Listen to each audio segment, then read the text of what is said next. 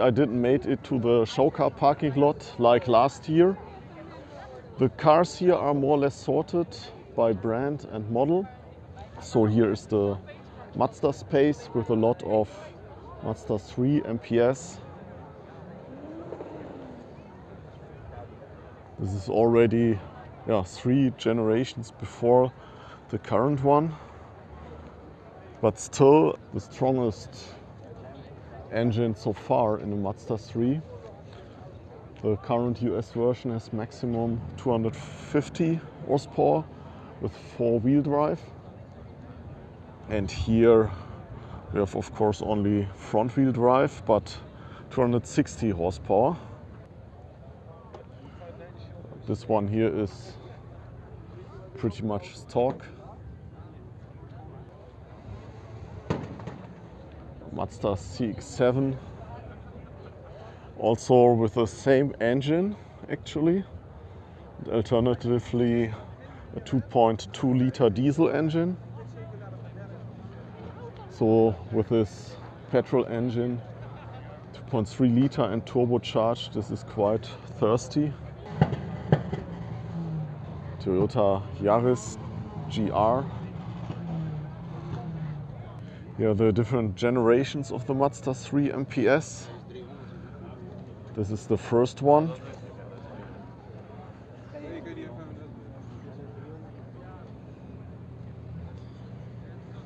And here the red one on the right hand side is the facelifted. With a huge intake here for the intercooler. And this is actually functional, as you can see here, the cooler. Toyota Celica, the last version. This Miata looks quite beaten here. A lot of body parts were already replaced, most likely due to impact on the racetrack maybe. Also this one got at least the fender here replaced, as you can see by the color difference. This NA looks quite nice here. Mitsubishi Galant.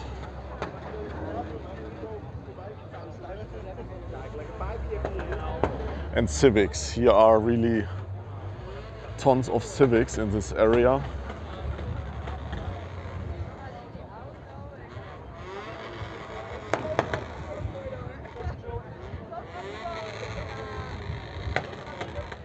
Somehow this generation is not loved so much because it has natural aspirated engine with 201 horsepower. So more or less the same as the predecessor, but more weight. But actually I quite like it a lot. In general, not only the Type R, but this FK generation, because of this really nice interior space concept here. Lot of space inside. Trunk is quite big, and you can actually fold down the rear seats and basically transport even a bike. Of course, here the Type Rs are not about practicability. Last minute wheel cleaning. MX-5 NB. This NB has the full Nadi set here with the steering wheel and steering knob and handbrake. Everything made out of wood actually. Here we have a nice Toyota Corolla E90 with 12 valves, so they are pretty proud about the number of valves. You see even the symbol here of the 3 valves per cylinder, so not 4 valves as you might guess, but actually only 3. The Subaru SVX is quite exotic. It's also quite special regarding the technology with a 6-cylinder boxer engine. Of course, 4-wheel drive. It's a cutaway model of this 6-cylinder engine, so very flat. And you see the attached gearbox. It's automatic setup, 4 gears, and this is quite error prone, so some people actually do a manual swap. Windows going only partial down, as you can see here. The design is by Giugiaro, so Italian design on a Japanese car. This is the last generation of the Honda NSX. It's more American than Japanese, so actually developed in US and more or less for the American market. Hybrid configuration with 3 electric engines, 2 for the front wheels and 1 attached to the drivetrain for the back wheels. This one has a lot of aerodynamic extras like this front splitter here in carbon and a huge wing at the back. 90-inch wheels at the front with huge calibers here for the brake. Yeah, you see here Mazda 3 MPS a lot, but there's also Mazda 6 MPS. Same engine, but in a 4-wheel drive layout. This time Mazda had not that many 4-wheel drive cars around. Beside of this Mazda 6, it was only the CX-7. So not sharing the platform, this was basically then development pure for this Mazda 6 platform, and more or less only in this engine configuration. The current Mazda 6 generation, the GJ, GL, actually also offers 4-wheel drives in some configuration. In Germany, for example, it was sold with a diesel engine and I think only automatic. In the US you can also have the Mazda 6 with a turbo engine, 250 horsepower. The Mazda CX-7 here is a quite huge intercooler. It was more or less replaced by the Mazda CX-5 with the new Sky Active engine generation. I had a nice chat with the owner of the CX-7 over there. He explained that he was looking for a car with 4-wheel drive, turbocharged and enough space, and it should be rare. So CX-7 was a good choice, and he actually tuned everything beside of the engine internals. So currently has 350 horsepower. This is one of my favorite ones here. I actually like this generation. It was quite compact, natural aspirated. It has still this 90 vibes. Here's the Toyota GT86 section. They were quite inexpensive for what they offered. Had just enough power, and you can basically daily drive them. And there's not that much competition anymore for coupes that are, let's say, under 40k euros. It was quite popular, so it also got a successor with the new Toyota 86. And actually they listened to the customers and increased the engine displacement a little bit.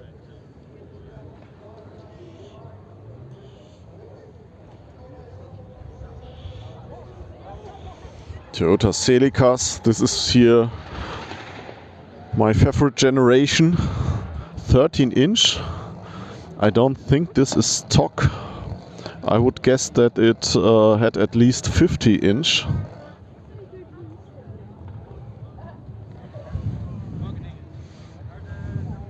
Here we have a couple of Subaru WRX GD. So as far as I know, this is the pre-facelift.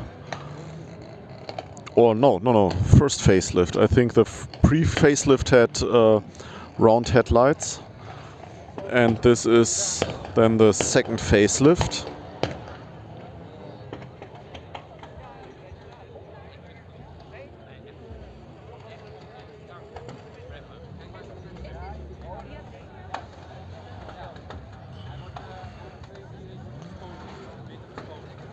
So this one with the round headlights is the pre-facelift one.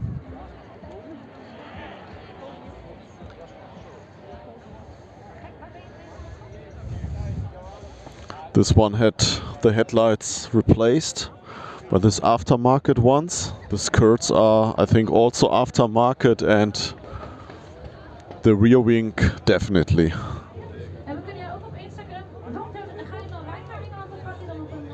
The first RX-8 with the inlays here at the splitter.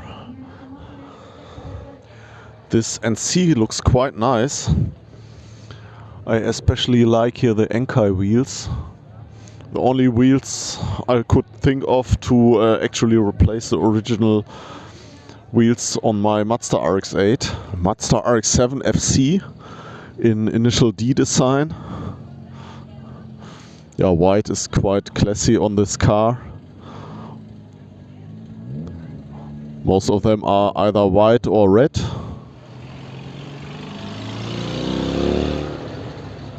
I like this Civic AH here a lot. 1.3 liter automatic. And stock steel wheels. I think everything's stock. And it's in a pretty decent condition. Dashboard not cracked. 26,500 kilometers on the clock. This is nothing. And explains the good condition, of course. Basically no rust at the wheel arches, a little bit here at the bottom, but nothing you can't fix.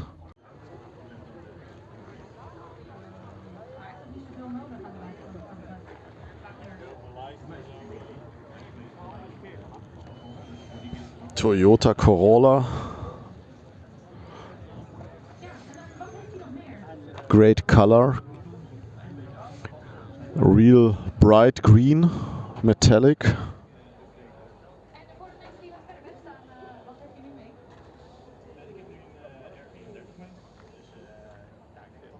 And another RX-8. This Starlet here is also quite interesting with this body kit here. Fender mirrors.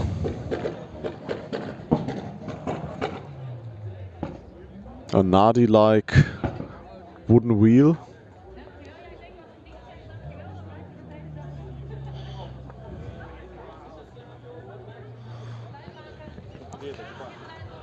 Mitsubishi Galant VR4 twin turbo.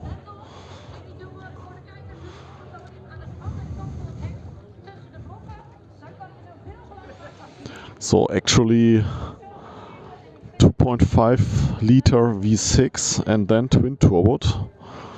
And I would bet this is not stock anymore.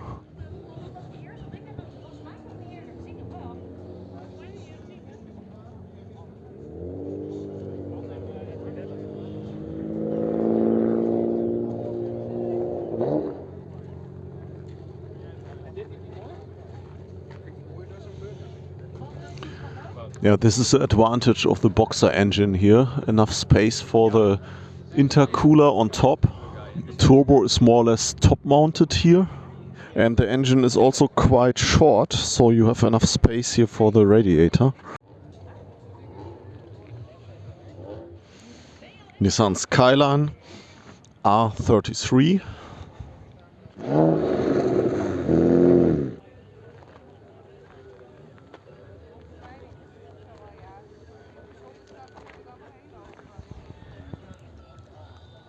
Lexus LS 400 with non-stock rims here.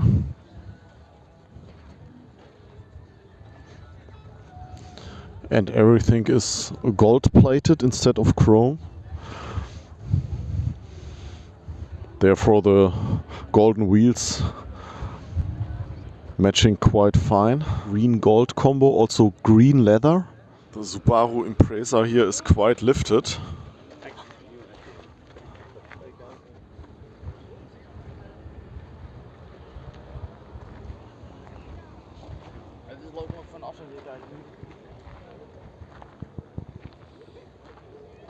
Here it is. This is actually one of my dream cars. Mazda 323 BG GTR. The front overhang here with this bumper is quite impressive, but this is actually stock. This fog light combination here.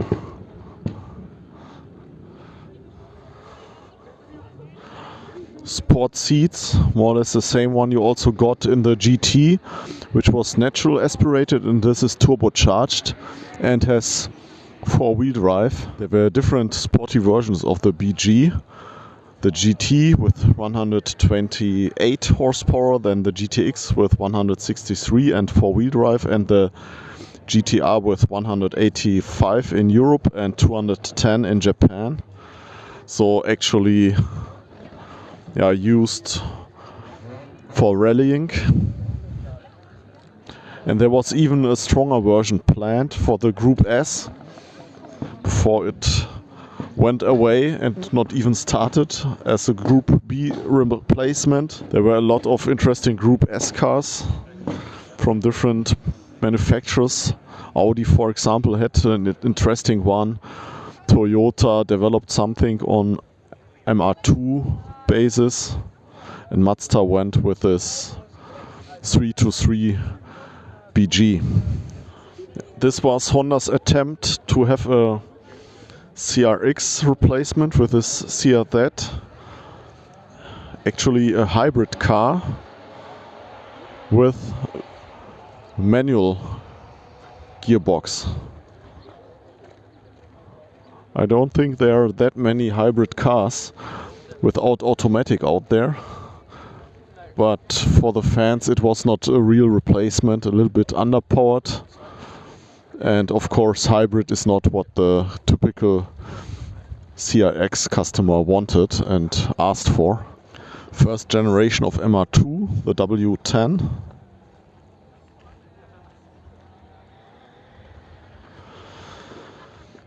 With this eagle symbol here on the rims. Actually it got the same eagle here on the front hood. Real 80s design, quite boxy, especially the center console, but also here around the cockpit. For example, here the wiper knob is quite special, but quite easy to reach, so it's not a bad idea.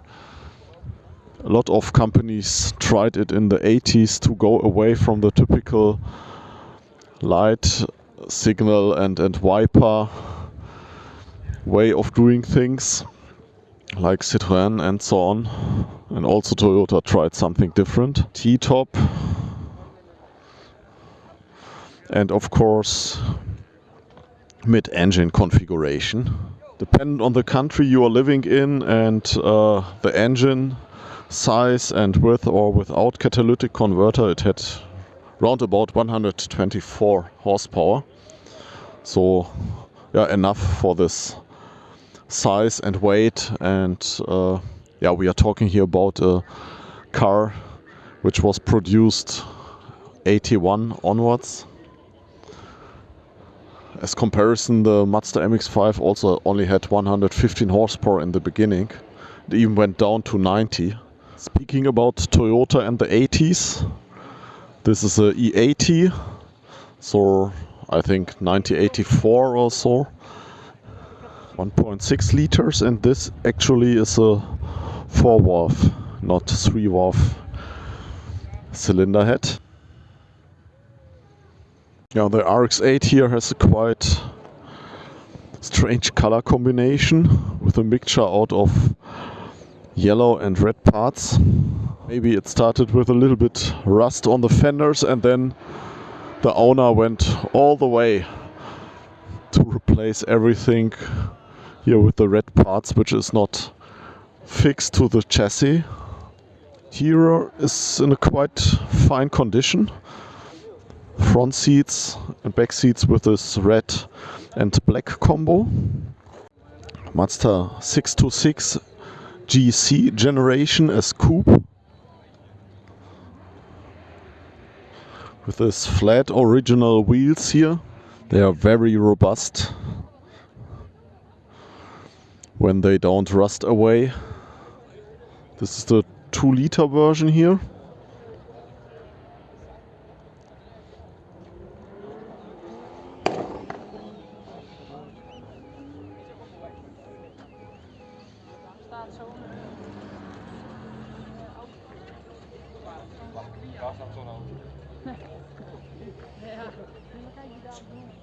Nissan Silvia S15, never sold in Europe.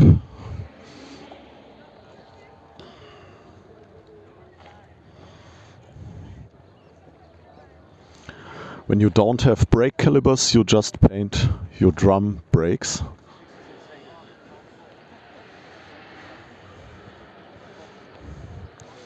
This Impreza here looks a little bit like hand painted, and I think it is. STI look-alike.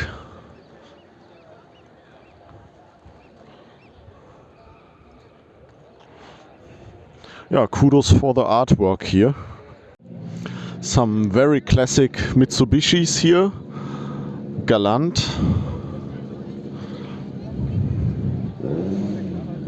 With a turbo diesel engine.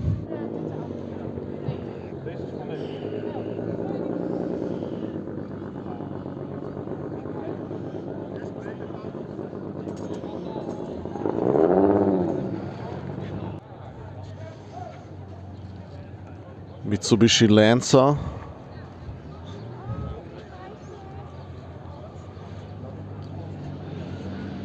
The Mitsubishi Lancer here is actually the first generation.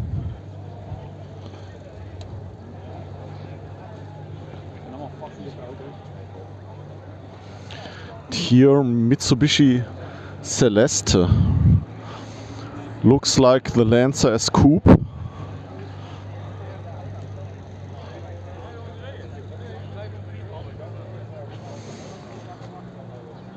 Look at this interior, especially the seats. Quite special. And here behind this scoop there's actually a window. So you can actually look through this huge C-pillars. Suzuki SC100. As you can see, the spare wheels is under the front hood, so the engine is in the back actually. Quite compact. Yeah, Kai car.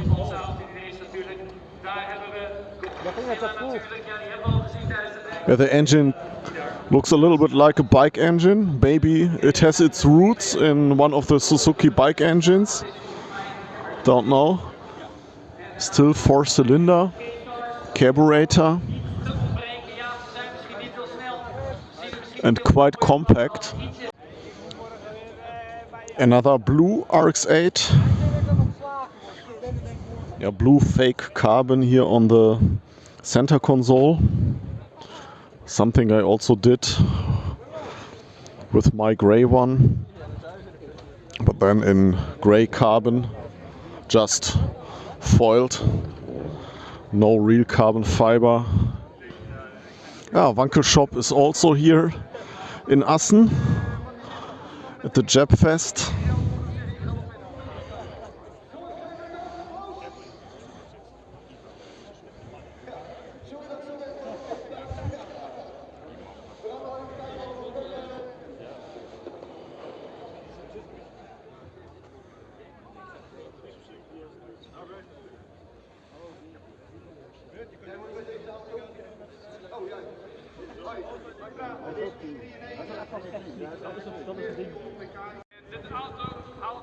Nice Nissan S13.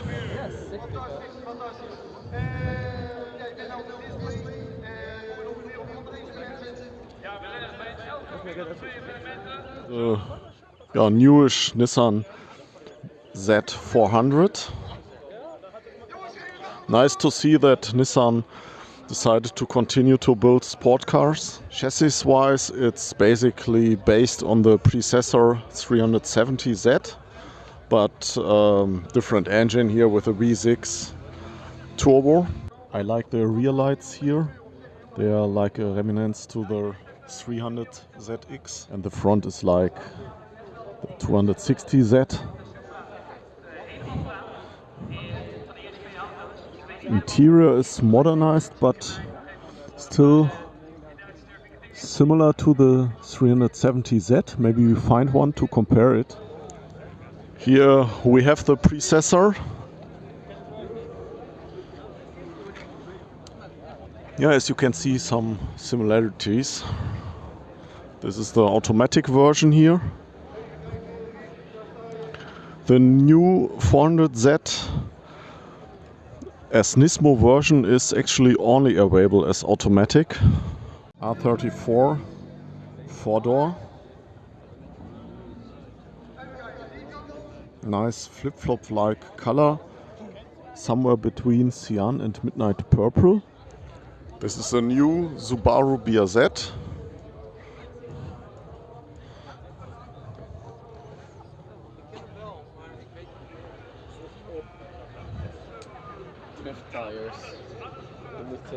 And this is the Toyota variation, the new GR86.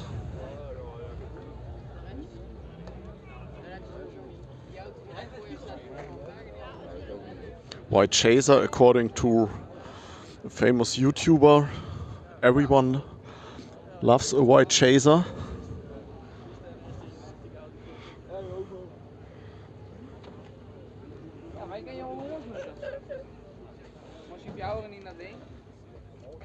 Daihatsu in general is rare, but in this case I don't know if I have ever seen in the last years a Daihatsu Applause.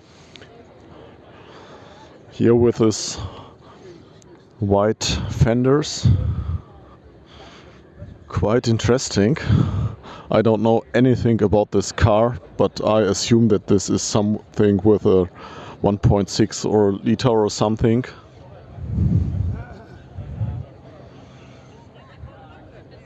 Huge ducktail here on this Miata NB and white body kit. And most likely it was green and not blue metallic. Looks like supercharged. Nissan's Tarjea wagon, basically like a GTR, but a station wagon. Real impressive trunk space. The C-pillar is quite steep, so it's a little bit like the old Volvos or Opel Omega Caravan.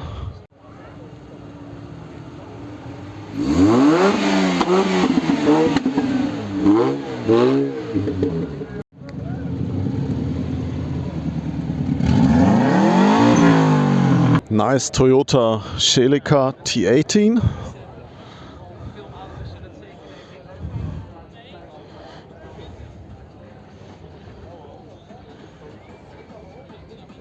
And here the last one, the T23. It's track time now.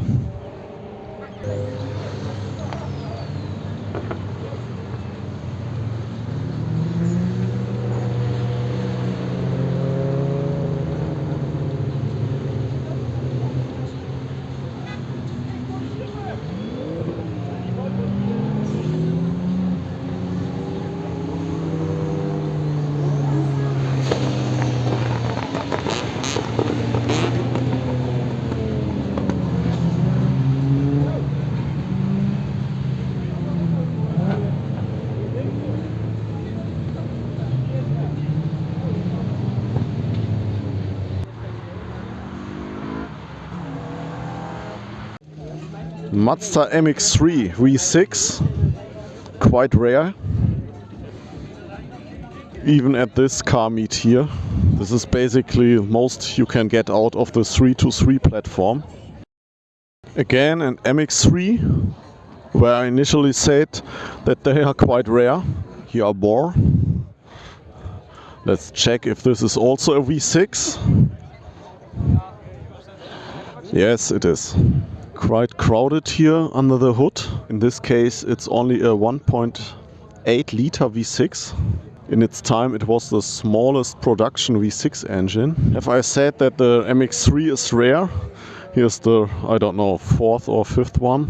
This is also a Mazda 323 BG basically, or a Lantis as it was called in Japan, because the platform is quite different to the normal 323 with a longer wheelbase. Pop-up headlights. Actually, they were also available with this V6 you have seen in the MX-3. And this is a successor without the pop-up headlights. And another RX-8, this time red.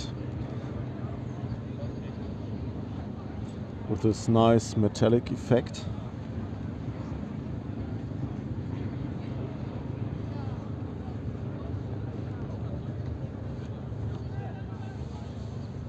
Purple NB.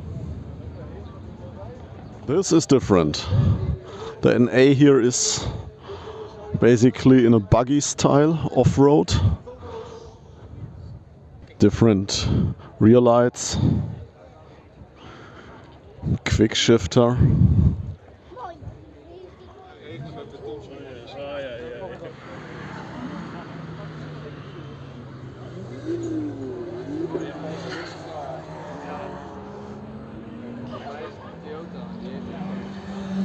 Okay, this time we have here a group of RX-8s. Battery delete under the hood, so it's most likely located in the trunk. We have here a pulley kit.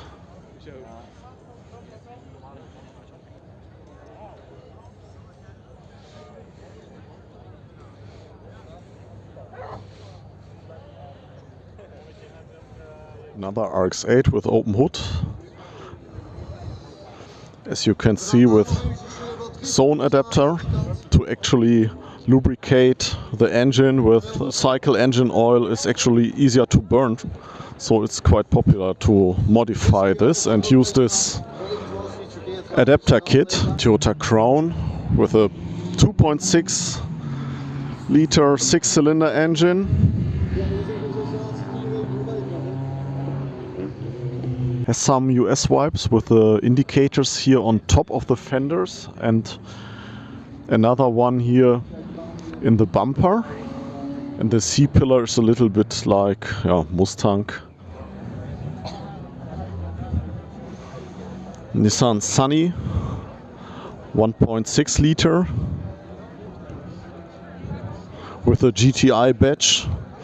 But I don't think that this is a sporty version. It still has drum brakes at the back.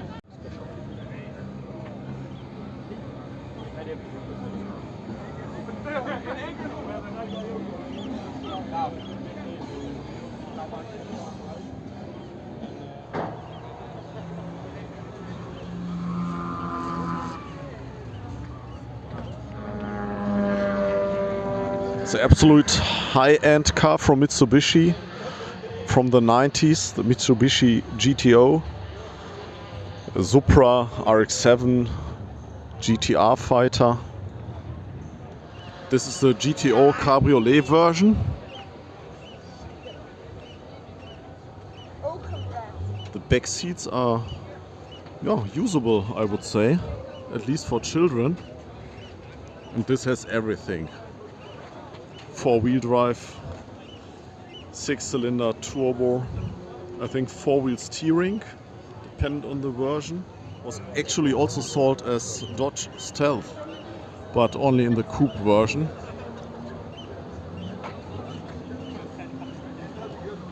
I would say from these 4 top cars out of the 90s, RX-7, Supra, GTR, maybe the one with the most technology features.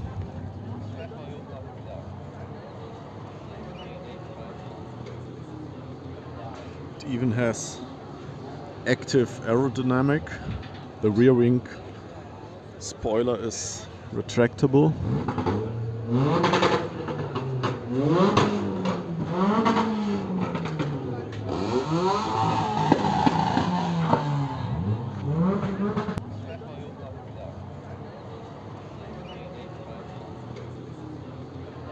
It even has active aerodynamic. The rear wing spoiler is retractable.